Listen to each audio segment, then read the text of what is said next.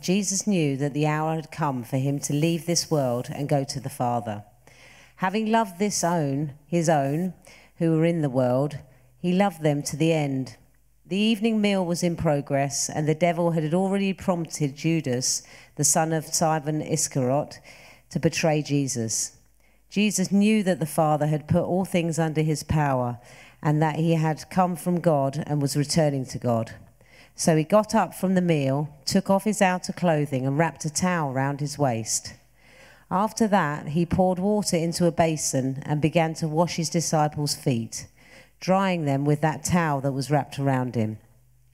He came to Simon Peter, who said to him, "Lord, are you going to wash my feet?" Jesus replied, "You do not realize now what I'm doing, but later you will understand." "No," said Peter, "you shall never wash my feet." Jesus answered, "Unless I wash you, you have no part with me."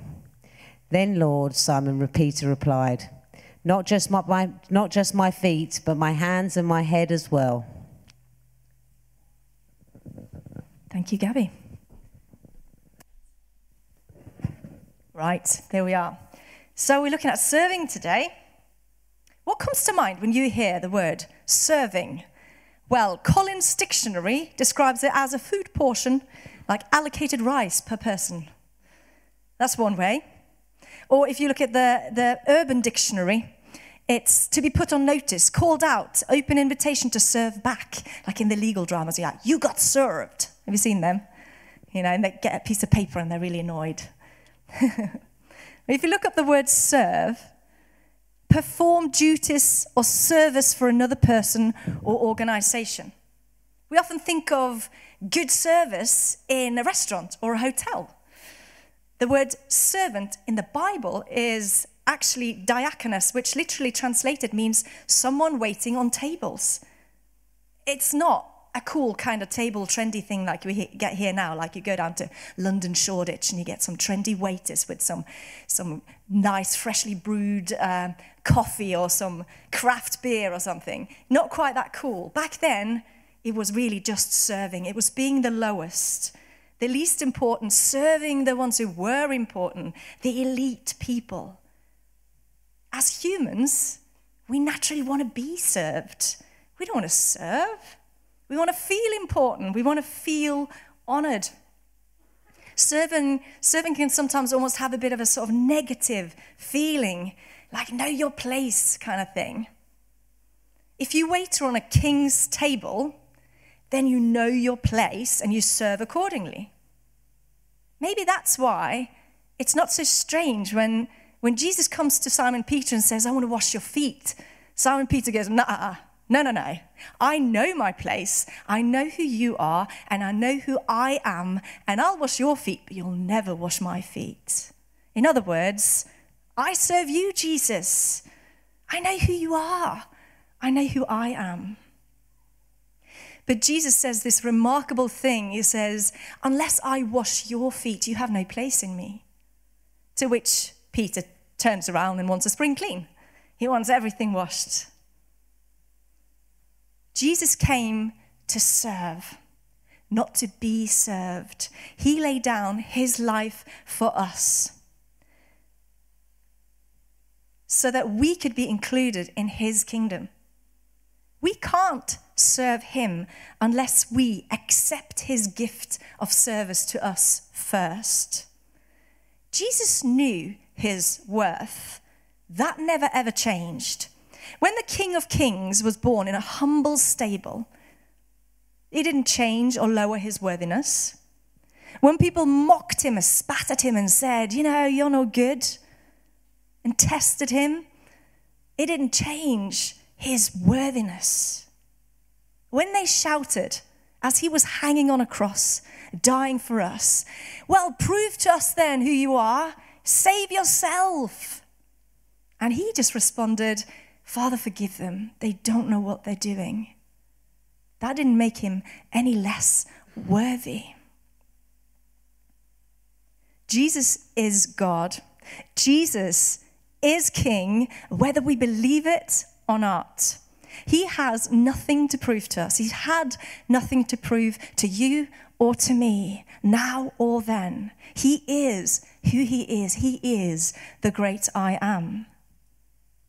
Now, if you take a pound coin and you drop it in the street and it got driven over by a car and it's knocked down the drains and is running through the drain and it's going into the sewers somehow and it gets through the sewers and it ends up on a beach down south, maybe in Basildon, because I can only remember that one beach.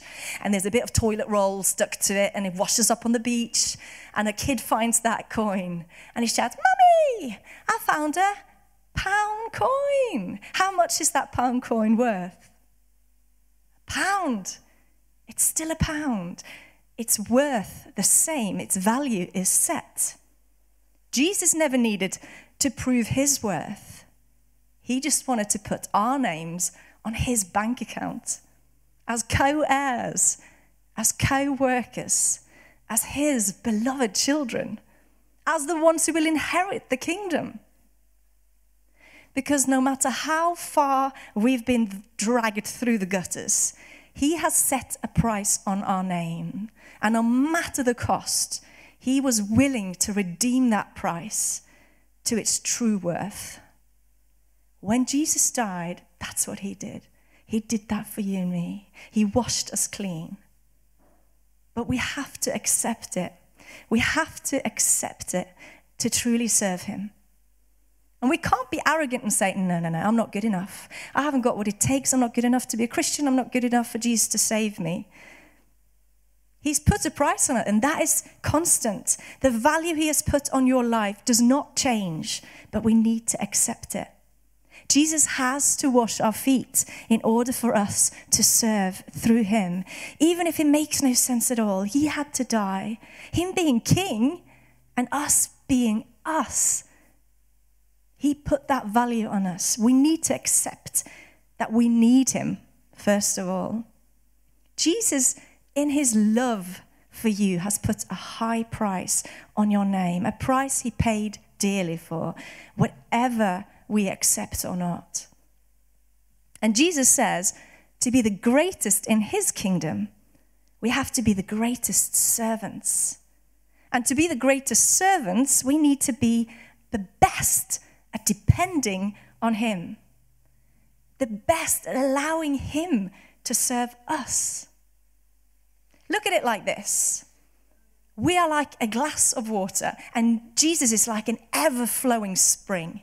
Imagine that water just pouring into our glass, and as it fills up, it overflows. That overflow, that is our service. If we are filled with Jesus, if what we are filled with is kingdom building stuff, then what overflows through our lives will be kingdom building stuff. Jesus was the greatest servant. And what Jesus did was only what he saw his Father do. He overflowed his Father's love unto us. And we are called to follow Jesus and to serve him in every area of our lives. It's not about what we can fit in between work and family and tennis and football and swimming and whatever it is that we do. We are servants in all of those areas. Wherever we go, we are his witness. Not just when it fits our schedule or our agenda.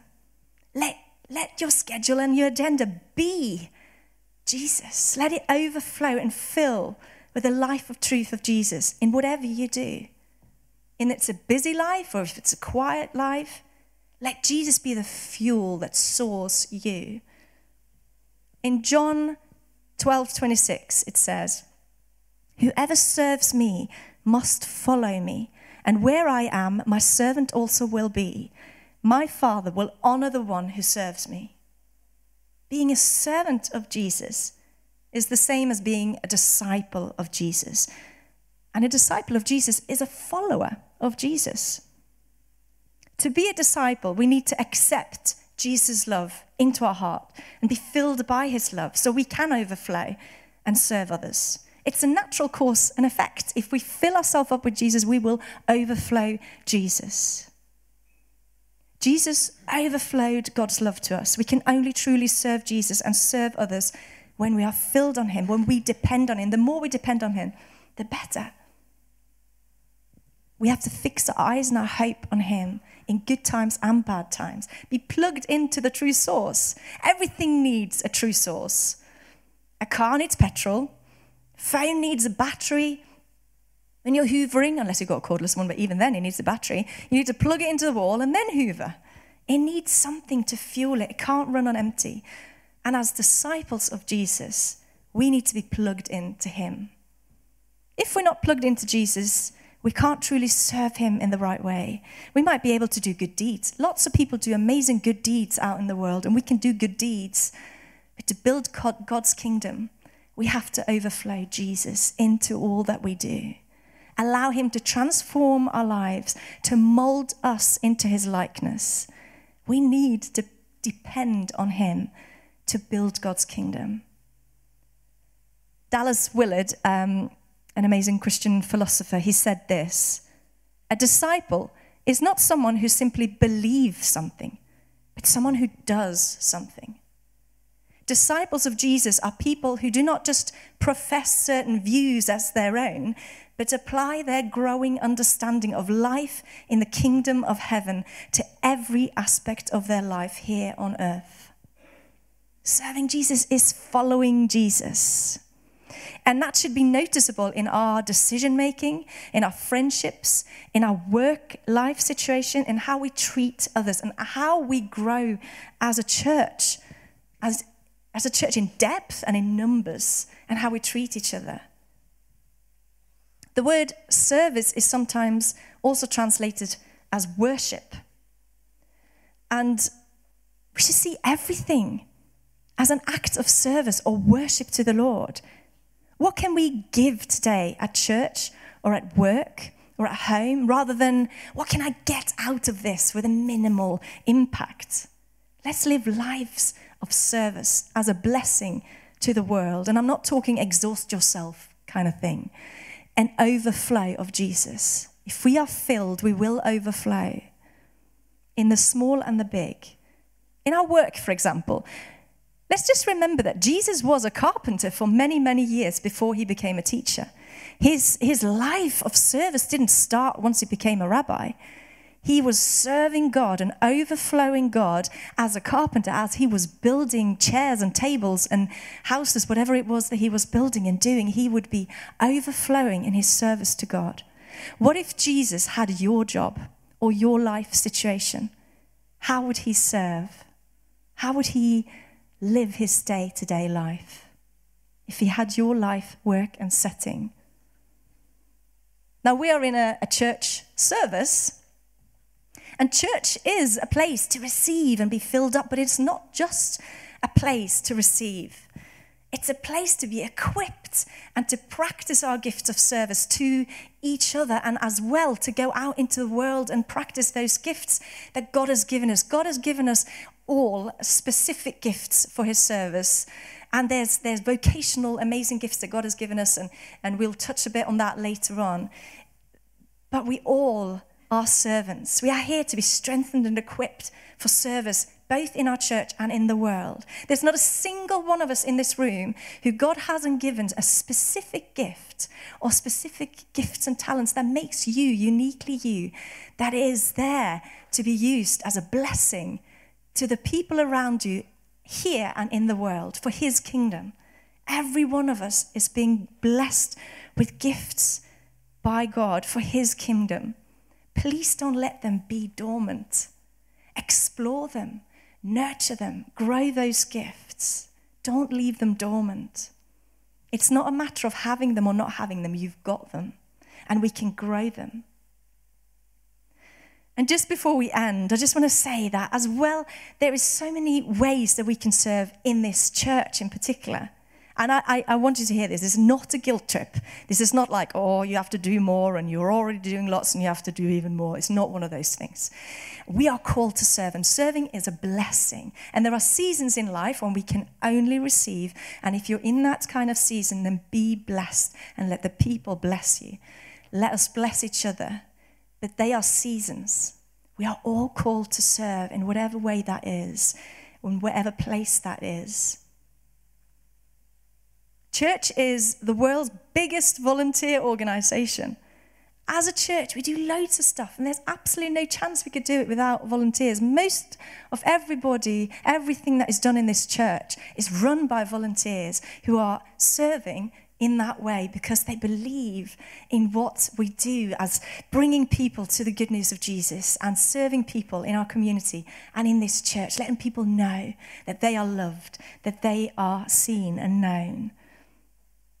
As a church, we are a family. And as family members, we all contribute in whatever way we can. Like in our family, we try and get the kids to put the plates by the kitchen sink. It doesn't always happen. But we try, and to put the dirty laundry in the wash basket or tidy up their own toys. It's part of being a family to kind of chip in and doing things according to what we are able to. Church is no different. Like if you enjoy coming for tea and coffee, know that there are people who are serving in that area. They're welcome team. They are helping us. At the sound desk, got Martin there today, putting all the words up for us so that we can serve and sing and worship and have sound. We've got all sorts of things going on in this church. All of it is run by volunteers, and it's a blessing to us as a community. Can you help out? Maybe there's just once a month or once every 6 weeks or something you can do. Maybe you can bring a cake sometimes. Or maybe you can set yourself aside to pray specifically for everything that goes on here. There is always something that we can do. It's a joy and a privilege to serve, and it kind of brings us belonging to that family. You get to know each other. We know what we are a part of. We're going somewhere together. I was in a church once down south, and it was a really, really big church, and they had everything they needed, and they didn't really need my help. So I felt completely complacent for a whole year. I loved the services, great worship, great teaching, lovely people, but I had nothing that I felt like I can contribute with, and I felt so complacent and lost. I was so grateful when I then came to a church where I could actually be of use in some way. It's in us, and it's in our DNA to be serving. And that goes for every area of our life in different way. Let's overflow of God. Now, Chris will take us through kind of a bit of how we can kind of look at this further. But let's just end on a prayer. Lord Jesus, you are the servant king. You lay down your life for us. And you're calling us to be great servants. Not to be the kings and queens, although we are daughters and sons of the King of Kings, but the best servants, the best at depending on you, at needing you. Help us, Lord Jesus, to fill ourselves up with you so that we can overflow of your love and kingdom building into your community and world, your love. In Jesus' name, amen.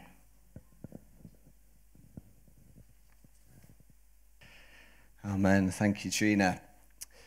Brilliant. So before, we're going to have, as usual, a bit of discussion time and some questions coming up on the screens to just have a little chance to buzz in with those around us. But before that, over these last few weeks, we've been thinking, okay, what are the? We've been hearing a bit about what does it mean to pray, to serve.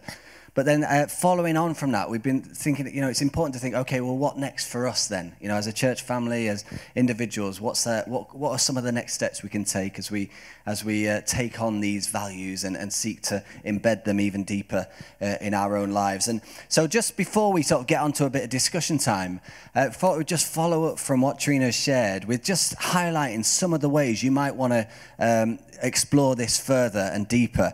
And one of the ways, sort of the big picture way, I guess, which Trine touched on a little bit, is around that sense of vocation and calling and gifting. What has God put within each of us? Or what was, some of you might be sat there thinking, okay, well, I'd love to explore more, my sense of calling and vocation and how God might be wanting to call me and use me and help me to identify those giftings. And if that's you, then, we'd love love to encourage you to explore that further. And we'd be really happy to, Trina and I, to chat with you or someone else, just chat with others around that. But as well as that, we're really well blessed as a church with our diocese, who've got a vocations team. And Trina is actually part of that vocations team. She's a senior vocations advisor for the diocese. So working with the vocations team to encourage people to think, okay, what is God calling me into, and how has God created me, and what gifted me to serve? But as part of that, the diocese have created this online course, Called to Serve it's called, which is 4 sessions, take about an hour to do each session. It's free, it's on the Diocese Learning Hub. I've just put the page up there so you can see roughly what it looks like. But you basically create a profile, which is free, you log in, and you can do the course anytime, anywhere, in your own time, or you might want to gather with other people. But basically, Craig Hunt, who's heads up vocations in the diocese, has just covered a few of the key areas to start thinking about and exploring as we start to think, okay, how has God gifted me, and how might God want to use me and develop my giftings and calling. So that's one way you might want to respond as we think about this idea of serving in a more general sense and how God has called and equipped us. If you want to, I'll send out the link to this on the weekly email so you can go and have a look. If you want to do it with some others, then perhaps let us know, and we can perhaps get a few people together to do it together. Otherwise, you can do it in your own time whenever suits. And as I say, we'd love to pick up conversations with anyone who's sort of thinking, I'd love to explore this more. There's people at the diocese, there's Trina and others here who would love to sort of sit with you and discuss some of that further. So that's one way, sort of the more sort of grander overview, or the bigger picture stuff. But of course, as Trina's talked about, there's so many ways that, we can live a life of service, can't we? And more than it being just about individual things we do, it's that living lives of love, isn't it?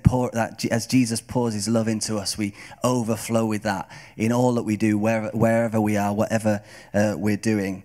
We're longing to grow in that serving God and serving others wherever we're placed. But alongside that, of course, there's lots of ways, as Trina mentioned, we can serve together as a church family and serve one another and serve God here. And of course, we couldn't do all the things we're doing without people getting involved and giving their time and their skills and just getting stuck in at times as well. So you might have noticed, the beady-eyed among you, at the back, there's some sheets that we've thought one way to respond today might just be to sort of put a few sheets of some of the ways that you might want to think about getting involved at St. Michael's, or might just sort of want to explore what does that look like a little bit more. And there's so many different kinds of things, from children and family, children's work on a Sunday morning, to AV, to band, to baking cakes or giving lifts if you're able to pick people up who'd love to come to church but can't get here. So there's loads of different things on there, on those sheets. So we just thought we'd give a spread of the sort of various ways that people can get involved and use their gifts and skills and passions to serve God and serve each other here. And as Trina said, we know that many of you are sort of very involved already and serving in so many ways, and we're so thankful to all of you who are serving and involved. And it's not about burdening anyone or asking you to do more than you're able to do. And as Trina said as well, there's seasons in all of our lives where we can do more and give more, and the other seasons where we need to receive more as well. And that's totally fine if you feel you're in one of those seasons. But, it's part of being that family, isn't it? And learning, what could I do? It might be a big thing, small thing, but all of us doing what we can to serve one another and to serve God together. Again, some of those things you might think, yeah, well, that's a real, area that I'm passionate about, love doing. Other bits, it might just be, well, yeah, I could give that a go. I'm not sure if I'd be, that's the kind of thing I'm like doing or not, but I could give it a go. I could give it a try. And if you put your name on one of those sheets, it doesn't mean you're signed up for the next 30 years every week. It's literally just saying, yeah, I'd be interested in finding out a bit more about what that might look like, and perhaps offering a bit of time in that. So yeah, it's really just that opportunity just to see what's out there and to see how we can work together as a family and as a church family and serve one another.